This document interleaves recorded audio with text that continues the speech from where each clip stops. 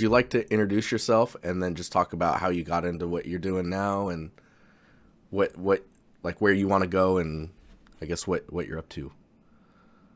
All right. My name is Keden. Uh, so I got into 3D when my senior year of high school. I didn't know what I wanted to do, and my friends went into a separate school for 3D and game design, and I decided to go to another school for 3D work as well. Want to be an environment artist. That's kind of the direction I've taken. Mm. And for feedback, I think because I also like a week ago I talked to Chris. Yeah, Chris Radsby. Yep. And when going through the work, he said I really needed to work on probably presentation the most. Mm. I've been working on since then I've been working on trying to improve presentation, and then some of the older scenes that I want to like rework them almost completely so they're a little more up to date with my knowledge and skill. Oh, interesting. Wait, so okay, so you want to cuz I know that I usually tell people to not worry about their previous work just because like it's like where you were at the time and you can take all those learnings and then just make a new scene cuz then I feel like we limit ourselves if we try and just rework something. But I think if you were to like I mean, I guess we could just get into the portfolio review, but I think if you were to just update your thumbnails if you haven't already, you could like unify all of them and kind of turn them into a theme or like a very specific kind of tone, which is like just your portfolio. You look at it and you go, "Oh, I recognize that thumbnail," or next to one of your other thumbnails, it becomes very similar. I don't know if that makes sense. Oh yeah, that makes sense to me. That Um, does. do you want to like let's see what so the pirate one? I was gonna say we could Yeah. just start at the very beginning and then kind of go through it and Yep. It goes in order, so it goes from oldest to the right and then newest to the left on the main page. nice. Yeah, so it's like so it's basically how you posted it, right? Yep. Okay. Cool. Okay, so do you want to talk about the pirate cabin quarters Yeah. So that or was captain's quarters rather? that was my first scene I did after my schooling. With my schooling, it was a bit I'd say it's a bit different than kind of what like most people went through if they went to school for games. Hmm. Uh with my professors that I had, they were all very they're active in the indie games, Oh, interesting. part of video games. Yeah. So my learning was very indie game focused and individual preparement for being in the games industry than being more of like a centralized role in AAA. Yeah. So like my teachings kind of like branched out to a lot of different areas of game design than just like an environment. So it's a lot of like animation. I went through game theories. It's just anything. I pretty much touched almost every single aspect of game development through school. So it was trying to like in this scene, I tried to like bring my skills and like the base knowledge that I got everywhere and try to Mm. bring it into one scene where like, okay, yeah, this is what I learned. It's kind of like a base Yeah, of yeah. what I know. Yeah, I think that it's really good that you had the opportunity to try so many different like I guess it's like skill sets in game development because you'll it'll become very clear what like really sings to you or like what like calls out to you to be like oh yeah I would want to do this. So yeah, I mean when you look at this scene and before we continue on with that, just the thing that you said about like this was the first thing you made after school says a lot about how much content you're making. You know what I mean? Because like a lot of the times you'll see when someone graduates, it can be really difficult to have, if you're not getting any leads, it can be it can make you feel a little down, and that can make it harder to continue forward and add more to your portfolio. So the fact that the oldest thing on your portfolio is after school is actually pretty cool. But yeah, what I wanted to say about this scene, I mean, I know it's 2 years old, so we won't linger on it, but overall, it's really cool. I think there's really heavy emphasis on like the wood grain and the crevices between the slats, so you end up having like a really high contrast surface that ends up showing up throughout the scene, and it's all very warm, right? So if there was a way to like bring in colder values, that I think that would be something I would suggest for some of the newer some of the new stuff you'll make, because like with the wood being so warm and the sun coming in through windows, it gives you the opportunity to let the areas that are in shadow or the ambient lighting to be more of like the color of the sky, for example. So then you can get some colder values in there. Yeah, and then like I was saying with the contrast in the material, if the like wood grain patterns weren't as dark, that would help like make the detail not so like punchy, but still be there. And then it's even the same with like the crevices and the wood slats for the floor, like the wood. I want to call them 2x4s, but it wasn't really. But yeah, I mean, it's cool, and it's like a nice little. It's basically a diorama with like a shell around it. Yeah, that was like one thing I talked to Chris about. Like a lot of my scenes are leaning a little bit more towards like the small scene diorama feel Hmm. to it, and he's like, maybe you should get away from that a little bit more. So that'd be something I want to Hmm. focus on, some newer scenes. I want to get away from some of the diorama feel to them. Yeah, the next one's like the Temple of the Frogs. Yeah, I had this one. I remember this one. I've Yeah, I had feedbacked on it quite often. yeah, I had this one. I just for the stream I had it hidden and then I republished it Oh, just because I was reworking it in UE5.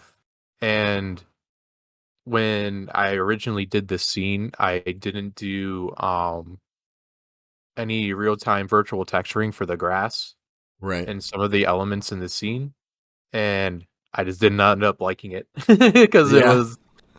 I just didn't end up liking it, and I was like, I really want to go back through it and update that to make it a little bit better.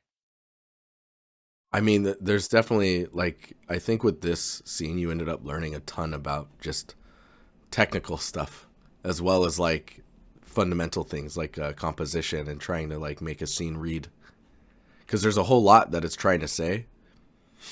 And I think the current rework that's in the top image really like shows your understanding of like a scene with the focal point being in this like the center of the like the little island here, or like this little, I don't, maybe it's a moat.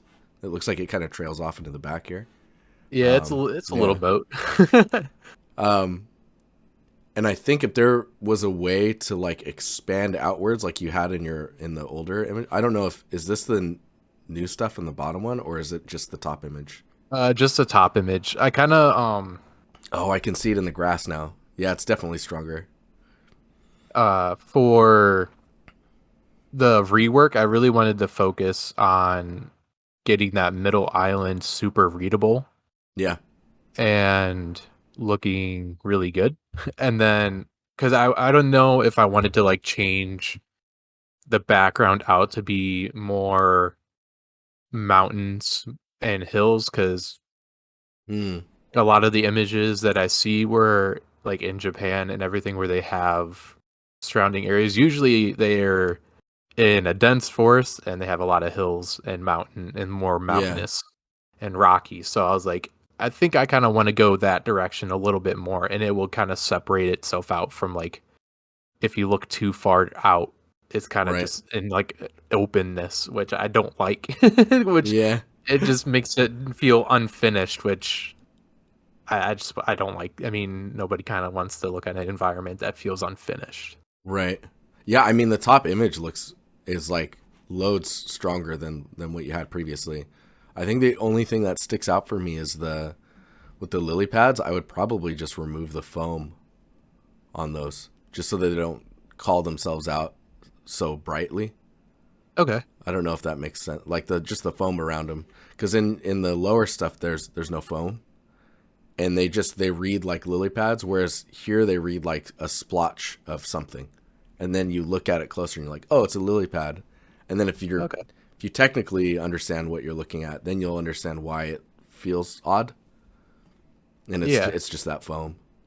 Yeah, that was actually in UE4 when you're doing like the distance mesh fields for the because I use distance fields for the water Hmm. for the corners and everything. In UE4, it doesn't pick up planes very well. So Oh, interesting. that's why the lily pads never actually had like the white foam outline for it. And then in UE5, it seems like they improved on that. And now I gotta go so I'm gonna have Yeah. to go into it and disable probably their the mesh distance fields for the lily pads or figure out a system or maybe probably raise them up a little bit higher Yeah, I off the remember border. I remember distance because you can visualize like the volume that a distance field is of an object, because it's basically like a voxelized low res version of whatever the asset is, right? Yeah. And early on, like you're saying, if it's a plane, it just doesn't generate, or it does a really bad job of it, so it doesn't usually work. But you're right, in UE5, it totally just kind of it just works. It just works. Yeah. It just but works. but this top image is very strong. I think you could leave it at that, because like the readability is just there now. Maybe it's just because there's in the other images there's a lot of information happening in the background of varying like value and contrast, or value and saturation. So it conflicts with like what you're trying to focus on, if that makes sense. So like if Yeah, that makes sense. the stuff in the back was just pushed back further with either actual distance, allowing the fog to like kind of take over, or the atmosphere, your faked atmosphere, or just thickening the fog to push things away. I think that's like one of the ways, like one of the easier ways to separate. Like this image with the cat, what is it, cattails? Or at Yeah. least in the U.S. we call them cattails. Yeah, we go cattail, yeah. They they're like, I guess, is that the focus of this image, or is it supposed to be the building? I believe I set the camera focus to I believe it is the cattails, whereas the main focus that the camera was picking up and then the Mm, background was a bit more blurred. But right. I think I wanted it to be that the door was going to be the focus and then Right. everything else around it was going to be more blurred. But I It's interesting because kind of like like where, flip. yeah. So I guess with the cattails, like if you were to use them to frame the shot and you were just looking at the door, you could take this sounds crazy, but you could take like clumps of tree without the branches, like save off of like a cotton ball of a tree, and just float it up high, and you could use it to like shape the shadows around the building, and then you can like use that to shadow parts of the building with the doorway kind of being drawn into focus because of like where the light is. Do you know what I mean? Like you can Yeah. float trees and just kind of, it's like shadow cards basically.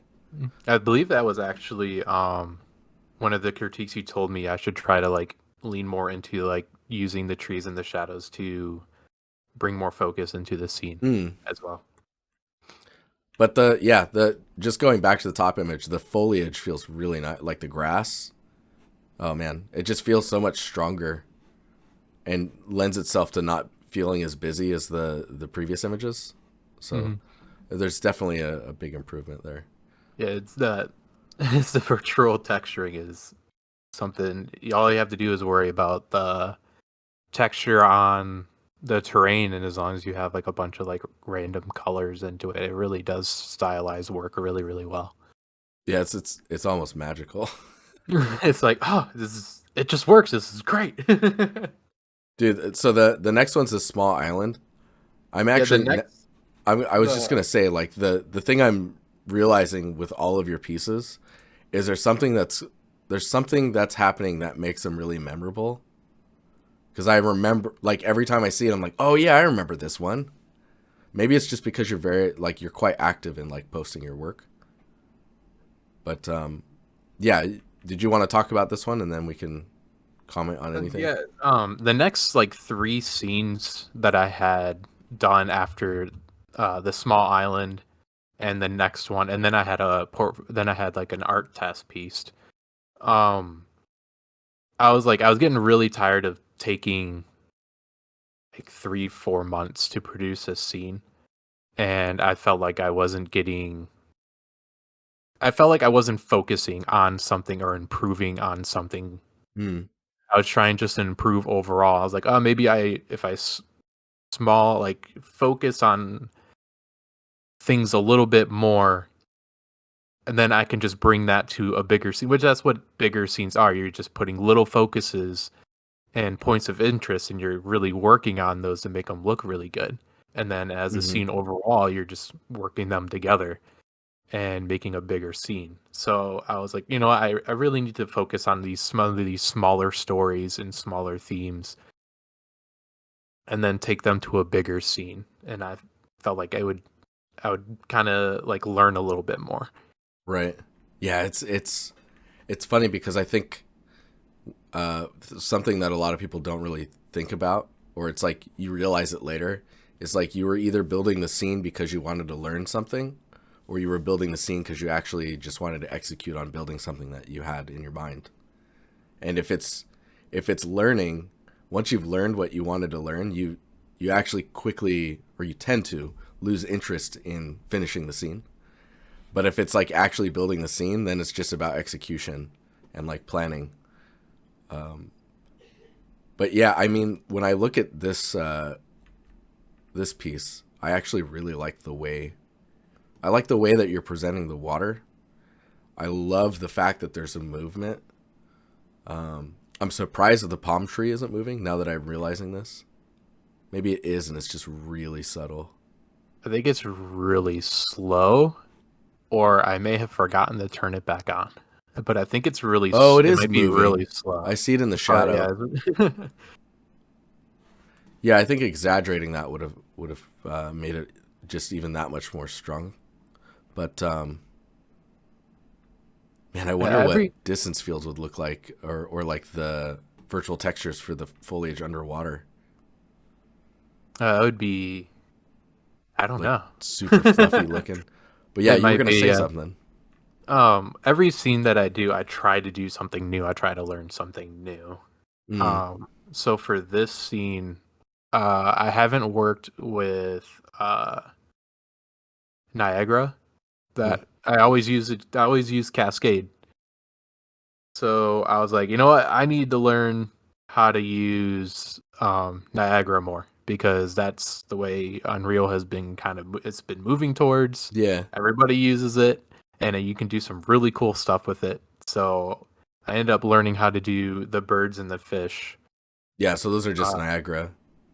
yeah, I think the goal that I wanted to get, which I wasn't able to reach because of the way that the scene is kind of built, it just didn't work with the collisions. But I really wanted to get the fish to be, because you can kind of get it, like in like the original videos and things that they released for Unreal Engine 5, they had like the bugs, and as soon as like the ceiling opened up, like the sun shined through, the bugs kind of like scattered, like the rats kind of scattered. Yeah, and they would go around things and like in quote unquote smart ways. They looked intelligent Mhm. just the way they move.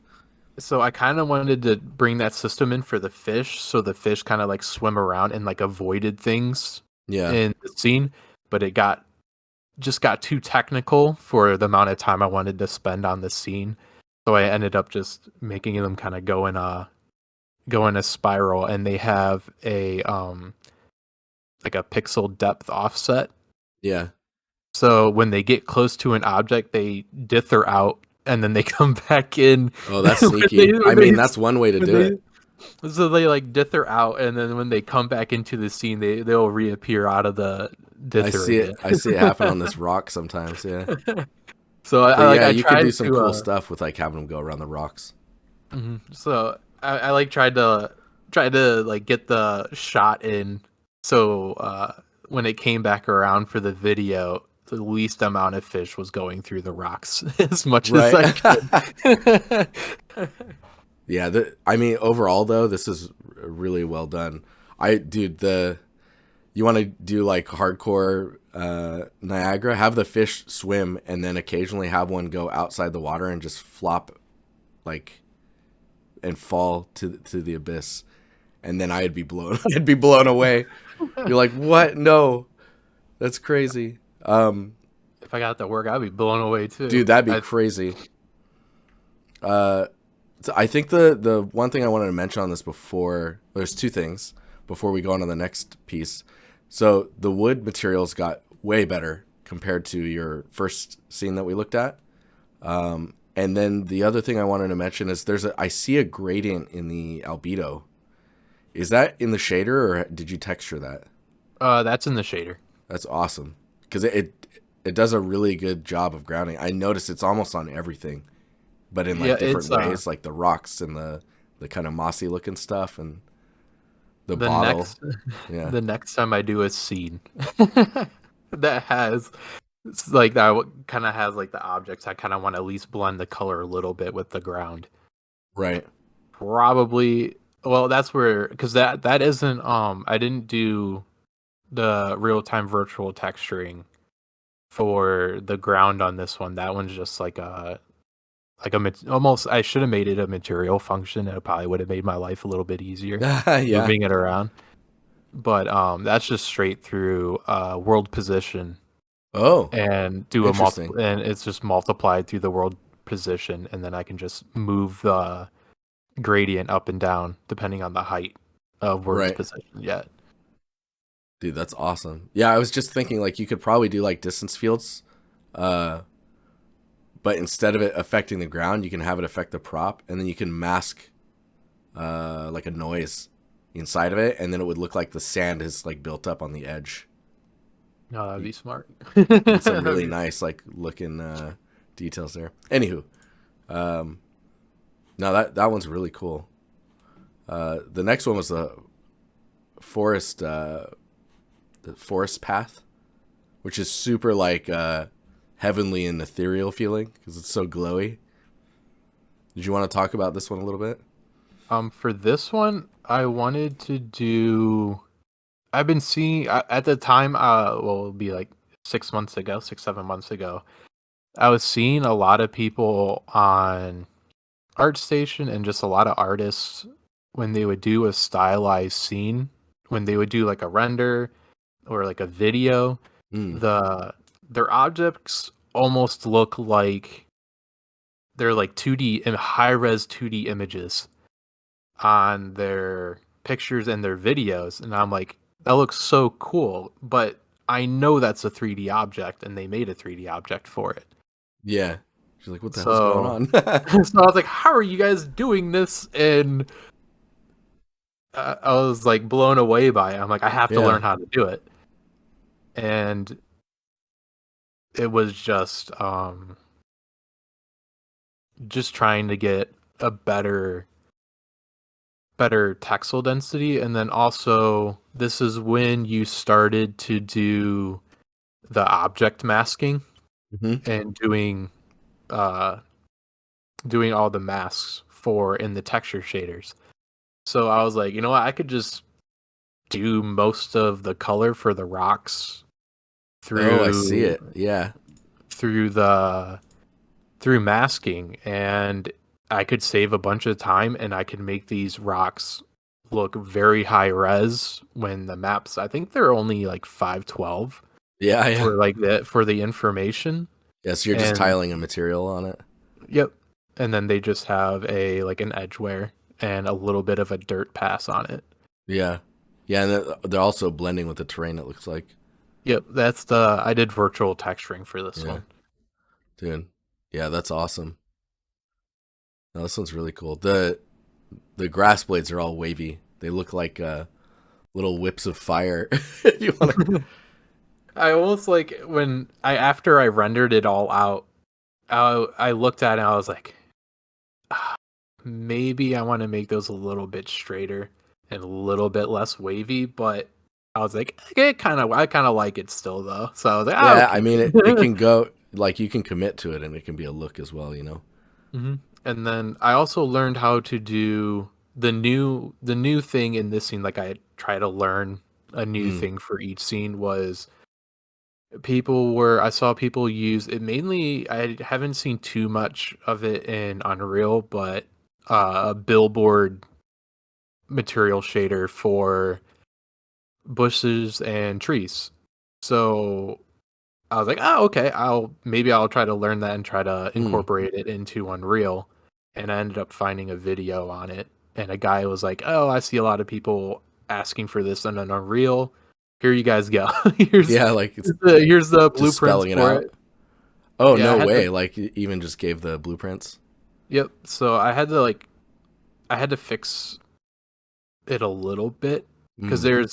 there's a weirdness in it, and I haven't figured out how to fix it yet.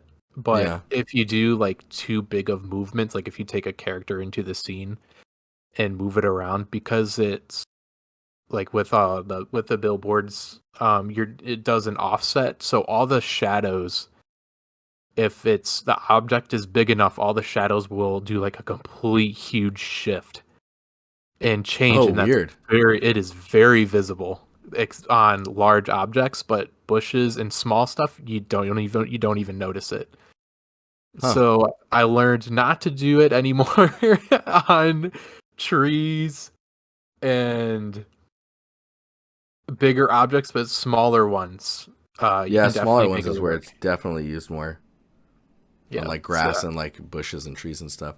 But I mean, so I was now like, with nanite, everyone's just kind oh of. yeah, yep. That nanite would that's gonna change. It's gonna change. But cool. Yeah, I mean, I don't have too much to comment on with this one. Maybe the contrast of how dark the tree trunks are, just because they really pop out from the rest of the environment.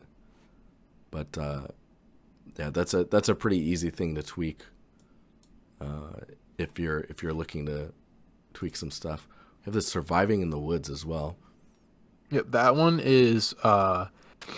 was an art test for Goldfire Studios, and I had a week to do it.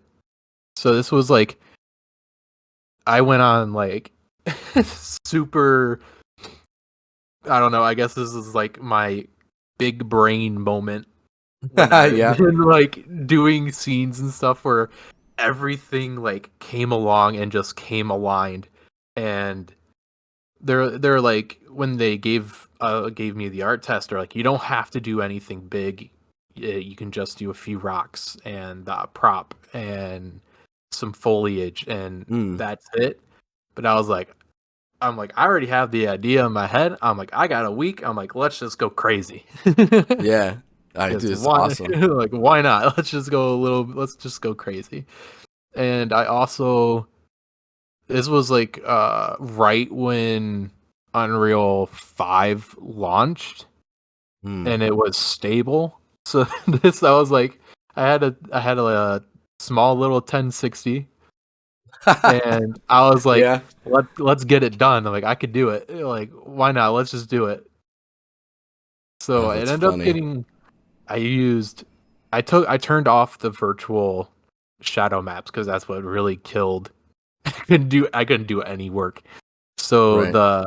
it's using Lumen, but with the screen space. I think shadows. No, it's using the shadow maps, not this. It's just using the shadow maps. Right. So it's like And the then cheaper yeah, shadows. yep. So then instead of getting like 30, 40 FPS. I was getting 90. Oh my god, it's that substantial, dude. That's crazy. I It mean, the was that. shadows in Unreal 5 are crazy. They're. I still Like they kind of look like. good. I'm still kind of like somewhat reluctant to use the virtual shadow maps still because it's like it's crazy on the FPS and trying to get it to work Yeah. well. But now that I have an updated GPU, I'm like, it's turned it on. It's fine. It's fine. Yeah. Oh, dude, I haven't seen this scene. You have. Have I? Did I feedback on it? Yes. If you scroll down to the bottom, I completely after I got the if you remember it, I completely after the Oh, Chris's scene, I completely redid it I to remember make it this. not feel Yeah. like a diorama anymore. I wanted it to feel more like a finished side Yeah, I street. mean, when you look at like this image versus like, dude, this is way better. Yeah, I didn't recognize it. I recognized the bottom image and like the little diorama, but like you have all the ingredients already. You just expand it out, right? So, Yep. dude, this is sick. Yeah, Yeah, I this looks actually much better. I was really happy about it because I was like I always when I was doing texturing, I always struggled texturing brick. I don't know, it is my Achilles heel. And I Yeah, could just not get a good brick texture to save my life. And then yeah. when I did this scene, the planets aligned and I was It just really happens. happy Yeah, I was really happy with the brick texture. I was like, all right, now I gotta show the brick texture a lot more, and I could easily I just because all the color is that this time around I didn't do the color through I thought about doing the color through the black and white masking hmm, and just using different colors in Unreal and just I can just change it out. right. But I ended up going with just some texture swaps in the Yeah, shader. just baking them out. Yeah. So the only thing that's changing in between those bricks is just the base color. All the rest is the same map. Oh, interesting. Okay, yeah, yeah. Dude, I mean, I love the attention to detail on the glass for the pub. Like all the written text. It's such a cool it just makes it feel more real. Wait. Oh man, the little hand sign thing changes and the light. I didn't even notice that. Like the Yeah, crosswalk and yeah. I love I don't know when I'm working in these scenes and everything because with my schooling they really showed us how to do a lot of stuff. I don't know. I really like a lot of different aspects of Yeah. creating environments, and I'm able to do those things. So I was like, I might as well put it in there. Yeah. I'm like, I might as well just do it. But the windows was interesting when I did them because at first I had them done through a decal, Hmm. Oh, and really? Like you're I replacing a window decal? yeah, and then I learned very quickly after I did the first one Yeah. that transparency on top of another transparency object, they do not like each other. Yeah. And Yeah. they will cause a lot of weird flickering and weird movement. So Yeah. I ended up just doing a mask like the black and white. I do and for most of my scenes now, I just always do the black and white mask Hmm. because it just makes life so much easier and you just have to do so much less texture work. It just speeds things along much faster. So I ended up doing the same thing with the black and white mask and I just put I just did a switch through linear interpolate for the chalk and just did that through for all of the opacity and everything. Right. And I it just mean, worked. It yeah, it works just well. yeah, it looks good. I mean, I think if if you were to expand on the windows further, it's probably like either swapping out the texture for like different curtains or like just doing things that make it feel like, oh, that's like someone's place and the person you can tell that oh, the next window is definitely someone else's apartment. I Like gotta get cuz you just some get that character in there. Yeah, I gotta find some Marvel. I gotta get Yeah. some like someone's Marvel curtains and throw them up Oh there. my god. Why do people do that to people? But a lot of there's a person down the street that has a mannequin in their window that just looks at it's tilted and looks out at people, and the first time you see it you're like, what the, you think someone's looking at you, but it's just a and then because I like when I was getting like almost done with this mm, scene for the re-renders, I thought about it, but I also a lot of because where I live in the Midwest, there's quite a bit of these like little small main streets, but they're also extremely strict on the rules about because they want to keep the historic feel. yes, yeah, so there's They're certain rules. very they're very strict on curtains and what you can hang up in the windows and everything. So I was like, oh, maybe I should keep it just to keep it a bit accurate. Yeah, yeah. No, But it's very true. I was But like, oh, it's yeah. shocking. It's shocking how strict they are with some of the buildings and stuff. Man, this scene upgraded a lot with this change. It went from like, so the diorama is like a, I would, from like a 10, it's like you put it at like maybe like a 7 or so. Like it's well executed. There's not too many unique things about it, but the way you're presenting it as a whole scene, it goes from like a 7 to like a 8.5 or a 9, just because of the attention to detail. I think the only thing that's really weird to me is the trees when you go into the nighttime, which is the thing I wanted to comment on about the entire portfolio is like you should dive into some nighttime shots just to like push your self a little bit, because I think I'll the probably do trees that. are, yeah, I think with the temple, because I think I want to continue with I think it's worth it doing the kind of like the temple redo, just the way that it's looking so far. And I'll probably push that one to the Frog Temple one. I think I'll push that into like a nighttime scene. That'd be I could do because there's like a little.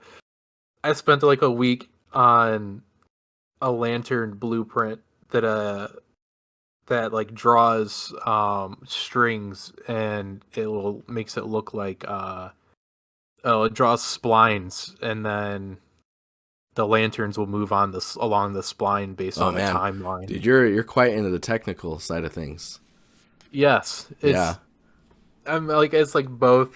I really like the art side, but also like pushing the technical side as well. yeah, But it's like hard to because people are like, oh, why don't you become a technical artist? yeah, And I'm like, I mean, I'm like, yeah, I'm into it. I like it. I probably could pursue it too. hmm, But I'm also like a lot of tech art. It's hard to find a studio that only wants somebody to do like the light, like kind of like things like the environment changes with the signs and everything, because you can kind of just have somebody yeah. I mean, coding wise do it. But they also yeah, want you to do to make make artists' lives easier. They also a lot of people are looking for somebody to make programs to like automate car changes in like a street or automate mm, things for artists as well. And that's like something that I haven't gone into, so I would have to learn like C++ and more code. And yeah. I That's don't think like diving into the that's tech art side of things. yeah, and that's something that I don't think I want to pursue. But knowing enough to where maybe I can like communicate a little bit better with the tech artists and understand what they're doing, or Yeah. Oh, some of the that's always going to be beneficial. do like maybe some of the smaller stuff that they could Mm, probably focus on more of the main things, and I could just do these tech like the small tech stuff really quickly. But right. Yeah, I think that would make you even a stronger artist for a team. but Dude, yeah, I it's just definitely realized we've been talking for 40 minutes. I'm I sorry. no, it's cool. It's cool. Yeah, I'll have to jump to the next portfolio. But there was a comment in the chat about the thumbnails actually not representing your scenes as well as like your scenes actually are. I don't know if there's a way to like Thumbnails is something that I know I have a hard time with yeah. and struggle with. I'm trying to work on it a little bit more and more. I tried to like the last four scenes. I feel like are have been better than their My favorite one original is the forest path original when it ones. comes to the thumbnails, followed by the pirate captain's quarters. Those two are I very have to strong in my opinion. Just I because have there's a to clear focal point and the composition of the forest path works really well. I have to try to incorporate that and really because I feel like with the forest path it was like a very determined thing what I wanted the thumbnail to look like or what I wanted to show, and that was the same with the pirate Mm. scene. I think I really have to go through and like really look at the scene and what probably should be the thumbnail Yeah, and it's try to it's think of it a little bit better. it's interesting. I'm trying to think if I can just do this really fast. So let's say this is square. You can like search around. Like that could be interesting as the thumbnail, or like the palm tree or the fish swimming by. I don't know. It's just about exploring your scene and It's also searching hard for like with thumbnails. when you're doing a little bit smaller dioramas and stuff. It's hard to get an image that isn't going off into the void and Yeah, into into the nothingness when you're trying to do the thumbnail. yeah. But I guess if you have more questions, just poke me, or just we're all in the Discord, just chatting away, and we can help either with like future thumbnails or like if you have anything you want to do feedback. I mean, next week is Discord critiques as well. So Yeah, I'll probably go through because I mean I have all these scenes still except for two of them. They got on a corrupted drive, and I tried to move one to UE5, and the file just kind of disintegrated in trying to convert itself. So all the rest of the scenes I still have, and I can still go through and take a new thumbnail for them. mm, yeah, I mean, I think I would start there if you wanted to improve anything that's in your portfolio. I would start with the thumbnails and then I would just keep moving on with new scenes. All right, I can do that. But cool. Okay, I'm gonna hop to the next one. Thank you, thank everybody in chat too. Yeah, dude, it's a pleasure to chat with you.